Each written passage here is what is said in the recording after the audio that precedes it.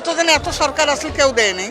আজ এই টাকাটা নিয়ে যা বাচ্চাদের কাপড় কিনে দেবো, স্বামী নাই ছেলে নাই, এদের খাবার কিনবো, খুব ভালো লাগতেছে। 5,000 হ্যাঁ একেদিন ছোট মোটো উন্নতি কর্মই গরিব মানুষটা কি করবে?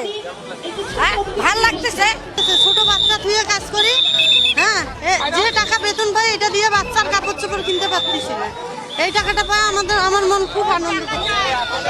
বাচ্চাটার কাপড় কিনতে পারবো ভালোভাবে বাচ্চাদের। কোনোবারে পাইনি, এইবারে প্রথম পাইলাম আমরা। কত টাকা দেখিনি, 5,000 টাকা পাইলাম নিজের বাজার। কোনোদিন এগুলো টাকা আমরা পাই নাই, এই প্রথমবার আমরা পাইছি। এটা প্রথম আমরা পাইলাম, আমরা খুব খুশি হয়েছি। বাড়ি ঘর তো ভাঙি, এটা দিয়ে কি বাড়ি ঘর হবে? চাল ডাল কিনবো, খাবো, কি করবো? দোয়া করবো আল্লাহর কাছে, আর আপনার ভালো রাখি, পরিবার ভালো রাখে, আমাদের জন্য সবসময় থাকবো। সিটি কমিশন আমাদের কেউ খোঁজ খবর নেয়নি, ইনি নিজে ইনাকে আমরা দোয়া করি যুগ যুগ ভালো থাকুক, আবার সামনে বছর যেন আমরা এরকম করে আবার করতে পারি। আমাদের যেন আবার এরকম করে পরিষ্কার দেয়, আমরা বাচ্চা কাচ্চা নিয়ে খেতে পারি, বাচ্চা কাচ্চা নিয়ে আনন্দ করে খাবো আর ওনার দোয়া দিব। প্রধানমন্ত্রী তারেক স্যার উনি আমাদেরকে এই টাকাটা দিয়েছে। আমি এই টাকাটা পেয়ে খুব আনন্দিত, আমরা গরিব আনন্দিত। আর এই টাকা পাই আমি খুব খুশি, এই জন্য যে আমার বেটি কিছুদিন আগে অসুস্থ ছিল, এই টাকা পাই আমি তার ট্রিটমেন্ট করতে পারবো।